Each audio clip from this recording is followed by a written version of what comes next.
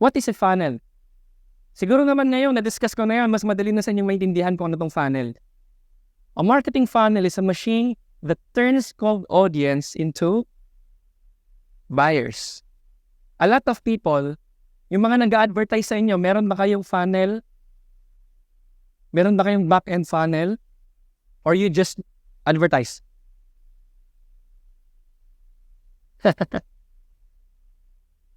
Nari-insist naman.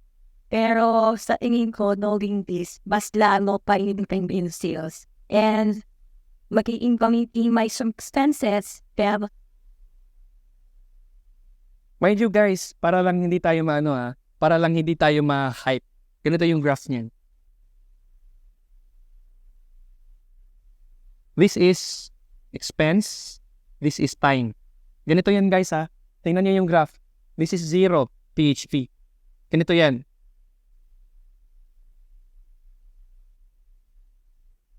Kuha nyo.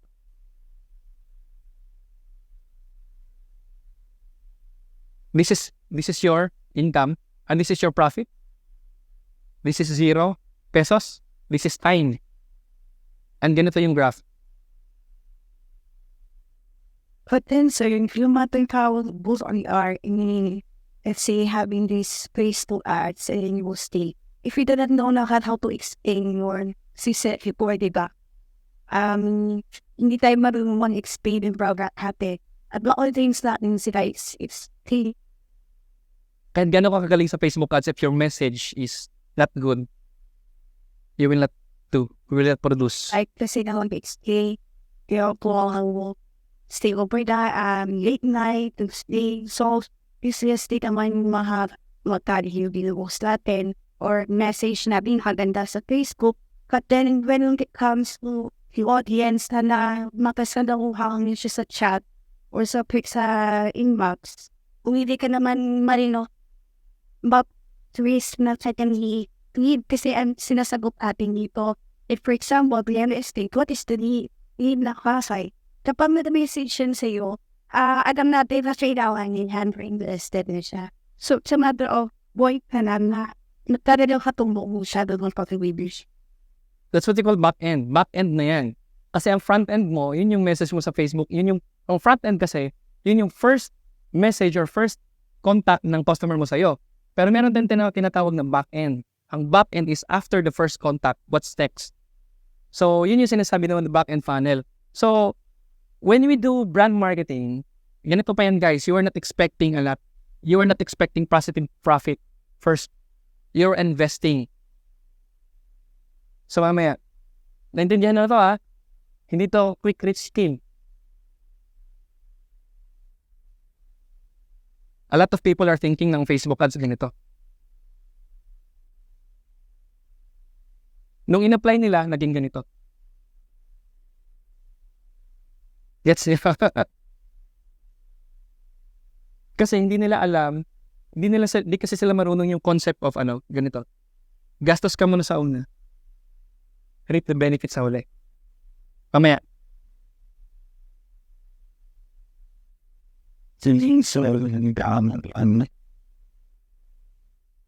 Okay. Naintindihan niyo yung funnel, no? Okay, what is a funnel? A funnel is a machine that turns cold audience into buyers. So, ganito guys. Ang funnel, ito yung itsura niyan. Tinawag tong funnel kasi meron siyang shape na ganyan. Bakit kaya shape? This shape is because of the volume, the quantity. Sa top of the funnel, malaki siya because it has volume. Marami. Quantity. Maraming andito. Kaya malaki siya. And ang andito na point is this is where your audience, first contact of your audience. Ito yon. Ito, this is what we call the cold region. Ito yung Antarctica. Cold. And then, the first contact of you, magkakaroon ng awareness. Alright? Parang isipin niyo na parang gold to. Diba? At first is, nagmimina muna siya. nilalagay yung bundok or kung ano saan man yun, nilalagay sa truck. And sobrang dami ng truck niyan. Marami. So, volume. Pero, hindi lahat yun magiging customer. Meron tayong tinatawag dito na losses. Okay? Losses. Pero, maraming portion doon. May portion din. Hindi naman marami. Pero majority kasi niyan, losses talaga. May portion na mapupunta sa baba. Magiging, i-consider na nila yung business mo. Para na silang girl. Like, lalala yung girl. Tinitingnan niya. Hindi na yung, ano lang, parang, umaalis lang, parang ano lang, parang, basta yun na yun, dinadaanan lang yung store mo, hindi. Dinadaanan yung service mo. Kino-consider na, tumitingin na sa bintana. This is the consideration stage. And hindi lahat ng mga tumitingin sa bintana, hindi lahat ng nag-window shop, is talagang bumibili. Tama? Meron tayong tinatawag sa stage na to na losses. Alright. Pero, merong portion doon na, mangyayari? Bibili. Merong portion doon na bibili. Alright. Pero, hindi lahat ng bumili sa'yo magiging suki mo. Tama? Meron doon na hanggang dito lang. Bumili lang talaga sila sa'yo. Pero, meron dong portion na magiging loyal. Hindi lahat ng loyal sa'yo magre-refer. Hindi lahat. Meron dong bottom of the funnel. Ito talaga yung naka-experience ng services mo, talagang natuwa sila, and advocacy na nila na i-promote ang business mo. Ito yung goal. Nakita niyo yung journey? So, example, meron ditong 100 million people.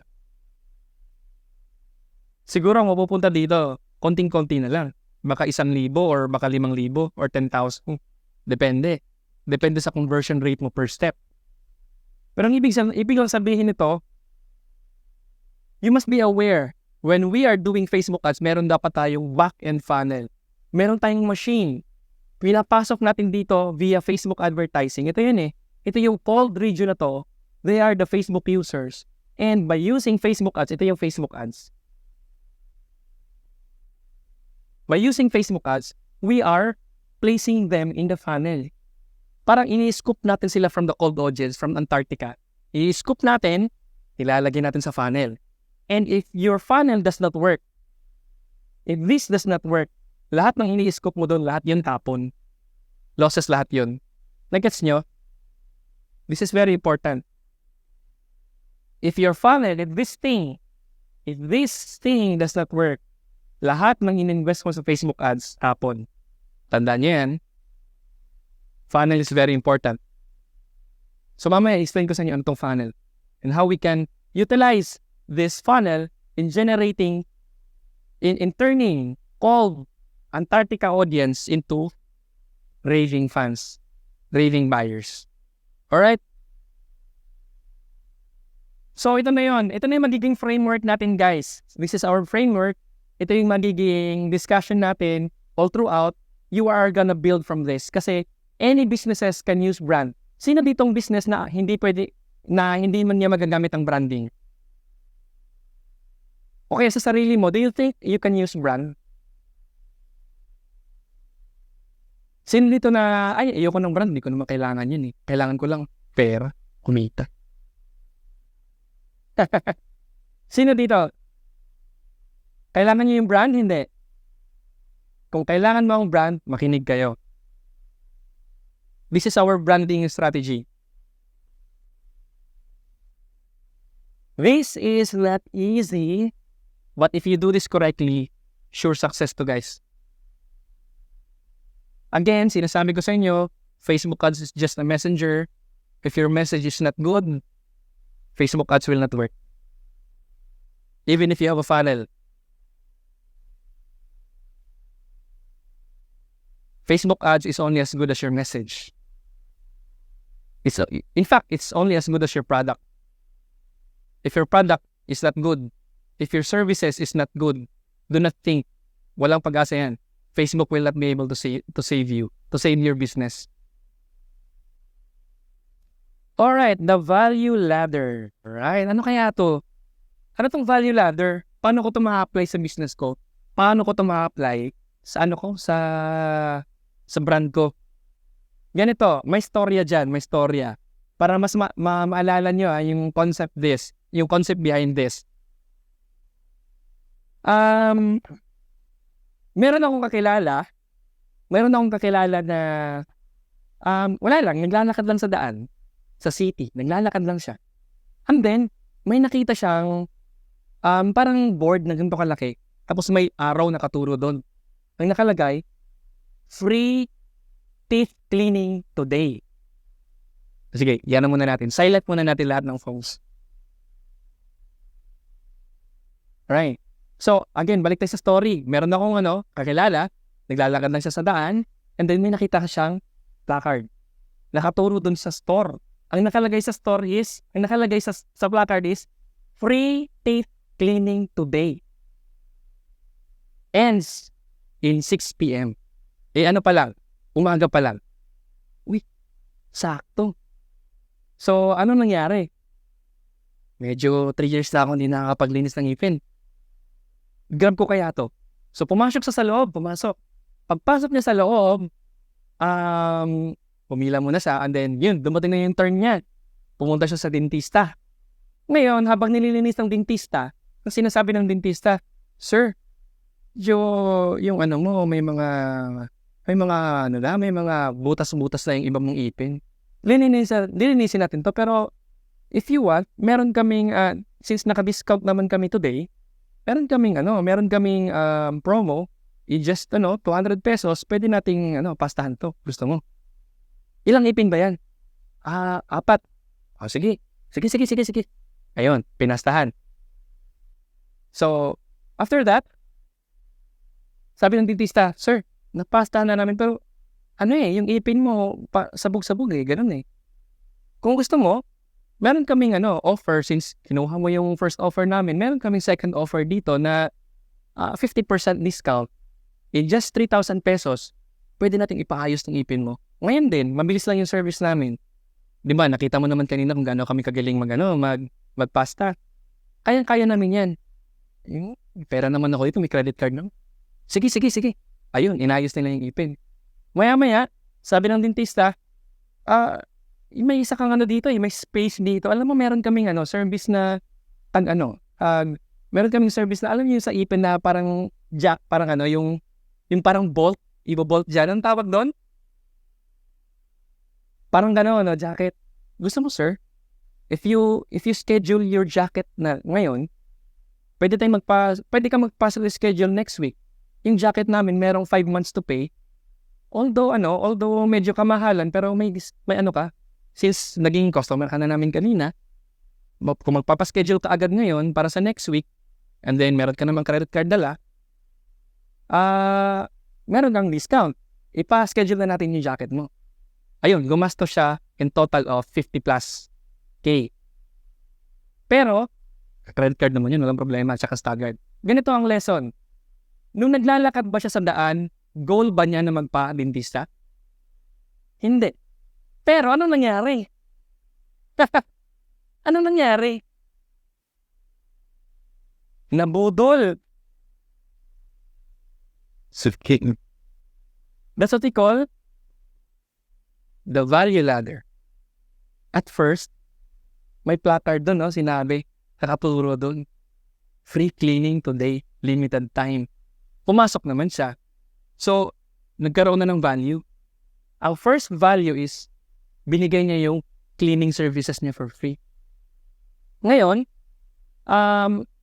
at first, nagkaroon na kagad ng trust, di ba? Simula pa lang.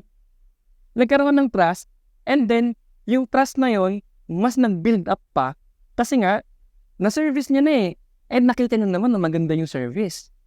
Kaya, from cold, ano nangyari? Naging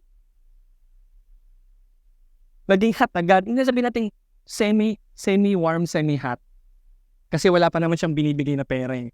Value pa lang. So, nag-invest yung matalinong dentista, nag-invest yung dentista. Tapos, second na session, gumastos muna siya ng maliit na pera. Hindi niya pinagastos agad ng 50,000. Do you think ganito, kung ang dentista pumunta sa daan, nagbigay ng flyers, meron akong 50% discount, 50,000, paayusin natin yung ipin mo, ngayon din. Do you think magiging successful yung campaign niya? Walang papatol ng 50,000 sa daan, guys. Hindi ka naman pumunta sa daan, naglalakad-lakad doon, para gumastos ng 50,000. Sino ba dito ang pumupunta sa newsfeed nila para bumili? Sige nga. Sino dito ang pumupunta sa newsfeed nyo, sa Facebook newsfeed, para bumili? Going up. Wala.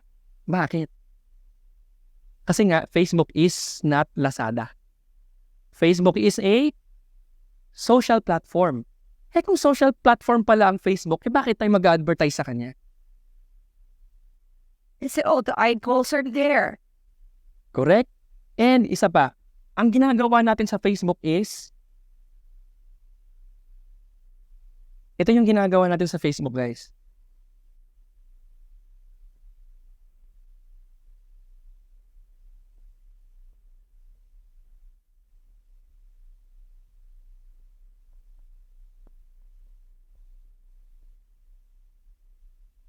Cold audience to, Hala, ang pangit ng sulat ko, pagpasensyahan nyo na.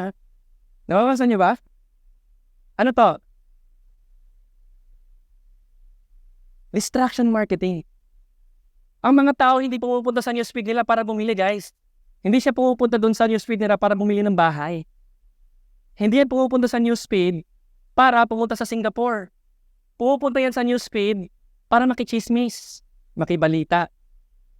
Tayo, as Facebook advertisers, we employ this strategy. Distraction marketing. Distraction, dinidistract natin sila. Kung ano man ginagawa nila, kakalimutan nila yan, they will come to us. That's what we do. Naalala niyo yung illustration ko kanina, yung dentista? Yung tao, naglalakad sa daan. Naglalakad ba siya doon sa daan para gumastos ng 50,000? Hindi. Pero anong nangyari? Na-distract siya. Anong naka-distract sa kanya?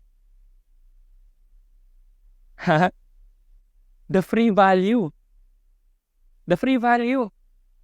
Ano nangyari? Na-curious siya. Ito ba to? Ano ba to? May value ba akong makukuha dito? And then pumasok siya, may value nga siyang nakuha. Tapos ang dentista, anong ginawa ng dentista?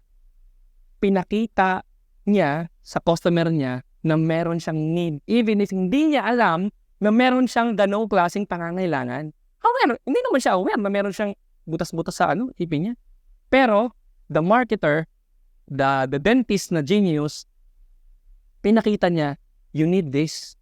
Even though hindi niya alam na kailangan niya. That's what we call funnel.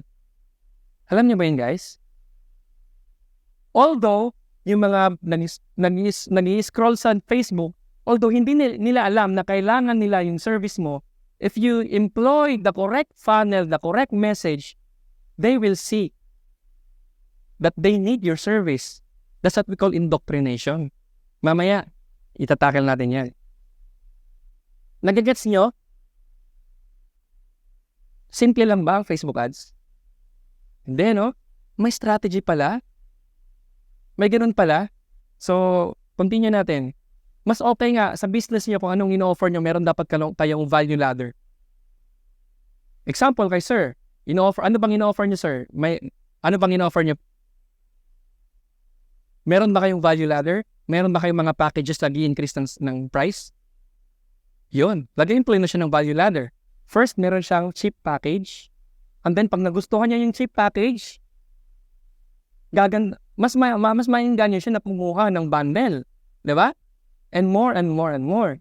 So, guys, ang value ladder, it's applicable for any businesses. Any businesses. If you're not doing value ladder, isang value lang yung binibigay mo, you are missing out.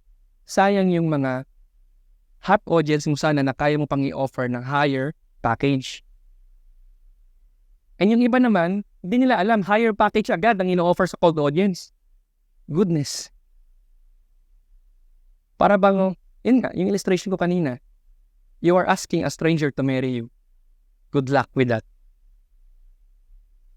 Kasi ang pera, guys, pag nilabas mo yan, para kang parang it's a contract, it's a commitment between the buyer and the seller. Hindi siya magko-commit na ibigay yung pera if walang trust na nangyari, guys. That's the first thing that you must produce. You must produce trust to your customer. Trust is hard to get, tama? Trust is hard to get. But the only thing that can get trust is value. Mamaya, more on that. So ganito yon. Ito yung framework natin, guys, in employing. Anong strategy, kahit anong business ka man, mapa-real estate, kung ano man yung ino-offer mo, anong ino-offer ng client mo, nag-Amazon ba yung client mo, ano pa ba yun, ginagawa nyo? Sa maritime, ano pa ba? Travel and tours. Guys, gawin nyo to. This is the framework to success in using Facebook ads.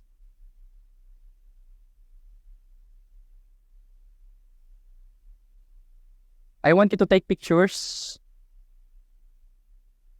Absorb. Because ito na yung magiging natin. We are going to build Facebook ads based on this framework.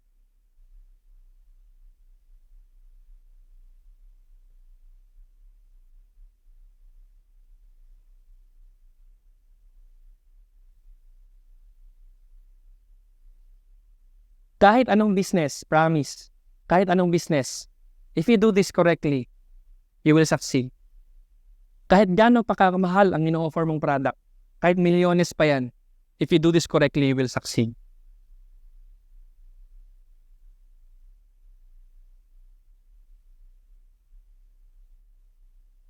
Okay, discuss natin. Ano yung pinaka-first? Value bait. Naalala niyo sa dentista, anong ginawa ng dentista? Nagbigay siya ng value. Nang distract siya, that is what we call bait. In your business, siguro nahihirapan pa kayo, ano ba yung magiging bait ko? Guys, simple lang naman eh. Again, yung sinabi ko kanina, what is your message? What is your mindset? Ano ba yung goal mo? Kasi if you're really a good business,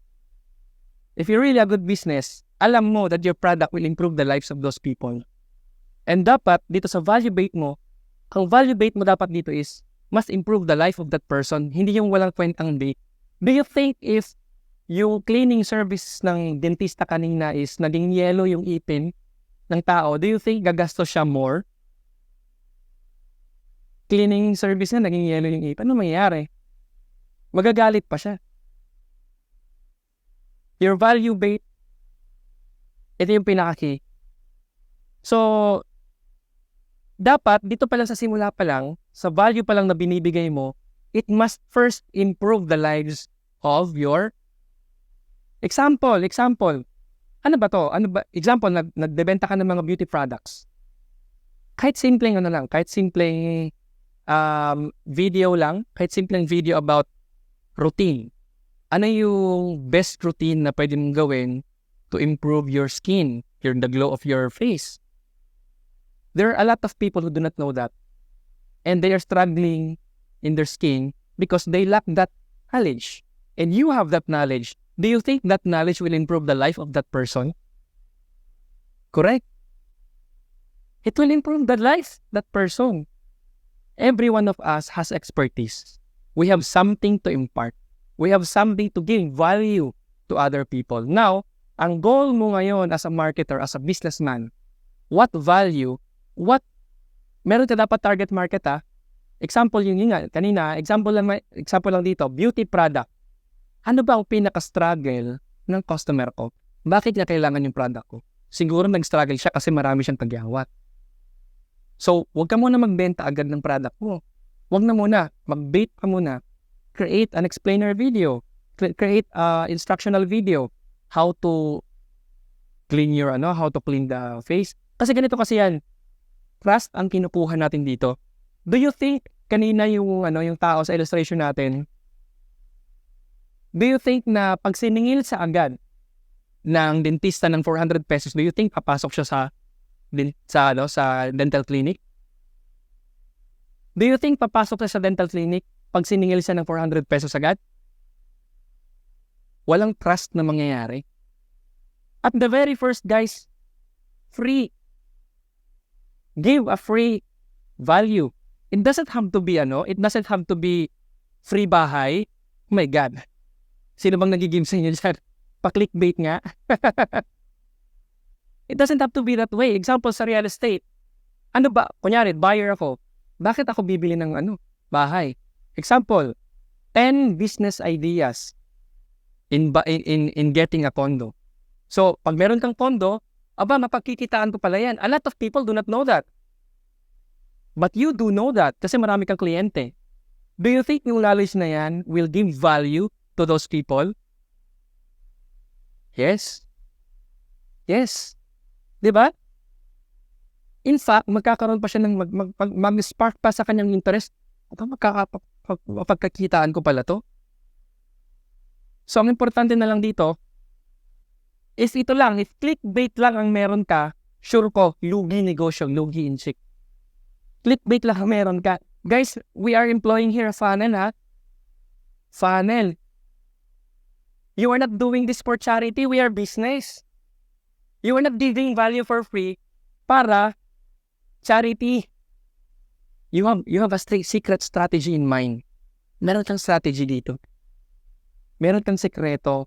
Pero hindi mo siyempre sasabihin sa kanya that in the end, bibentahan mo pala siya. Pag bibentahan mo siya outright, walang trust na mangyayari. Nakukuha niyo ba yung strategy, yung framework natin in branding? Kuha niyo, ha? Nakukuha niyo. And I hope i-apply niyo to. It will greatly improve the lives of your people. It will greatly impact your business. So ganito, ano ba ang next na step? Pag nakuha mo na yung attention niya, pag nakuha mo na yung curiosity niya, and parang na-expose na siya sa brand mo, hindi nagbebenta sa akin, pero nag-give siya ng value. Parang expert siya dito sa field na to, ha. You see? When you give value, you are perceived as an expert. You are perceived as a brand na pwedeng mapagkatiwalaan. Listen, it's about that's your every solution of what they did. Is that what the people for your certain? Yes. Yes. Facebook ads mamaya, we will use the tools. Pero dito muna tayo, ha. I will not, hindi ko kayo bibitinin. The whole funnel will be explained to you. Pero ito na muna, framework na muna tayo. Kailangan nyo munang maintindihan to. In finding this, you are not doing this for everybody, ha. Yung clickbait na to, yung value bait na yan. Siyempre naman, i-bait mo yung target market mo. Mamaya, more on that. Marami tayong strategy to get that. Pero ang ginagawa kasi na yung ngayon ng karamihan, naghahanap lang siya ng target market and then ino-offer niya na kagad yung magpakasal.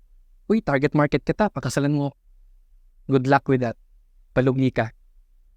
So, although kikita ka, pero hindi mo ma-utilize, hindi mo ma-maximize yung effect ng Coca-Cola.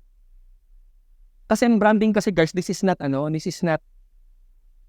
itong strategy na to, this is not immediate gain.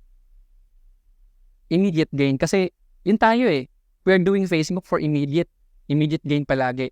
But hindi mo ma-utilize ang power ng platform. Kasi ang platform is a relationship building. At platform is connection, socialization. Yun ang platform is about. Ganyan ang design ni Facebook. Makikita niyo mamaya kung paano dinisenyo ni Facebook ang kanyang advertising platform. Dinisenyo na yan para dyan. Okay, ngayon, pag nakuha mo na value o pag nakuha mo na yung target market mo, yung attention nila, you have imparted value to them, the next step is you will get them contact. Get their contact. Ngayon, guys, ang the best way to get the contact is yung messenger. Best.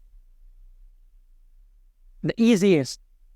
Pero although ang SMS kasi maganda rin ang SMS, pero it's not easy. Mahirap kunin ng SMS. Easier. Mas madaling kunin ang subscription nila sa Messenger kaysa sa SMS.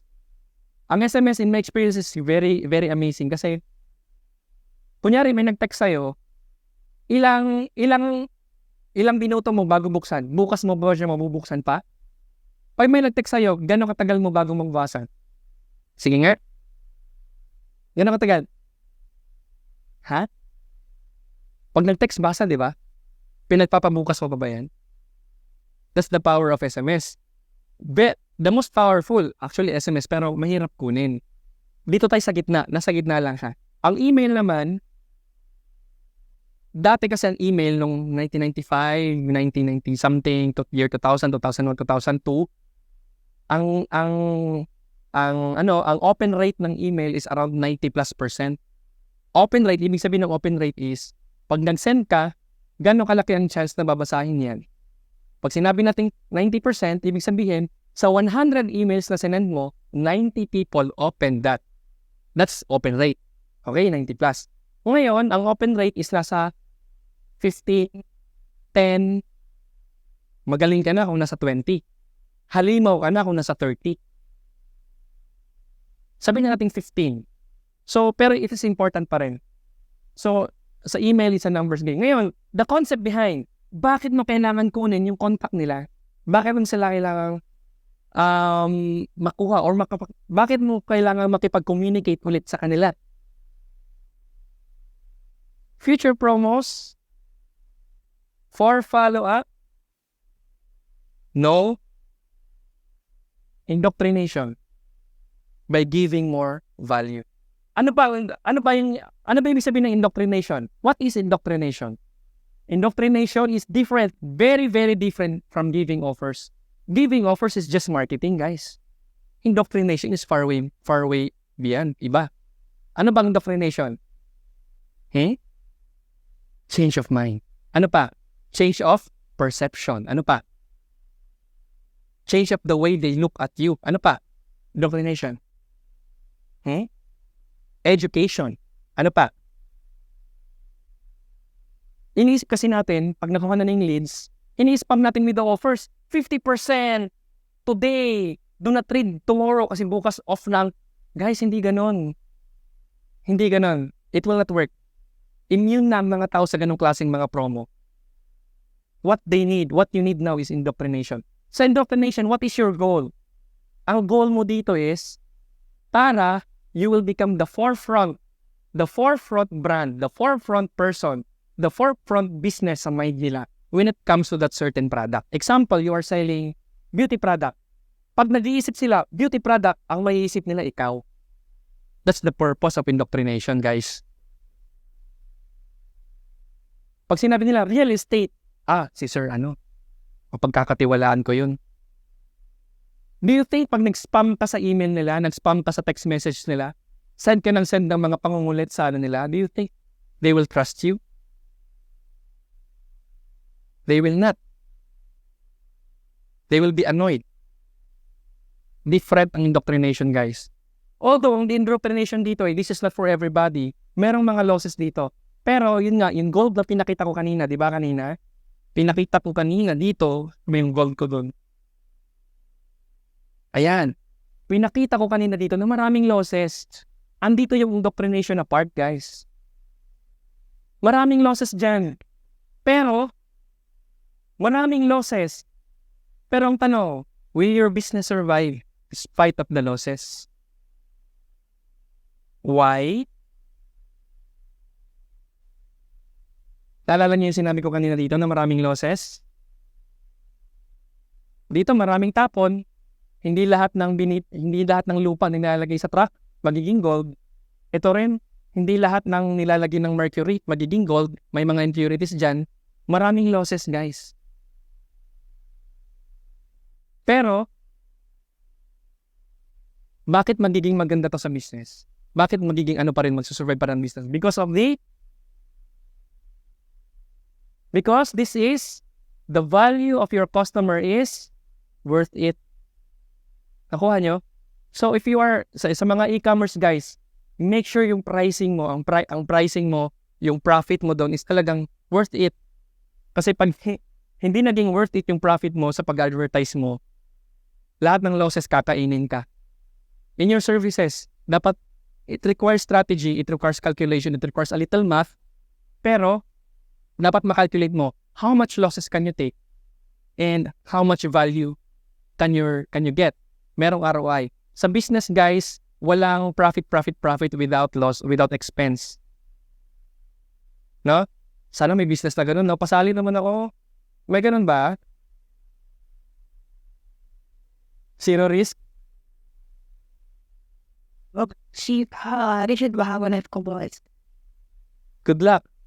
Pasali naman ako kung meron ganung business model na wala akong gagastusin, magpa-profit lang ako. That's scam. Most of scams are ganyan ng promise. They promise investment, they promise business without expense, purely profit. Triple your money in 15 days. In the air, in 15 days tinakbuhan.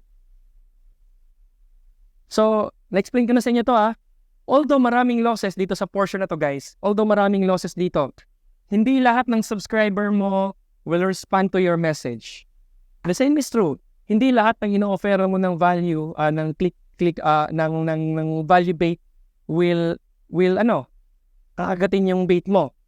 So may mga losses. Hindi rin lahat ng mga leads mo will respond to your message. May mga losses. And hindi lahat ng mga na-indoctrinate mo will like what you are telling them.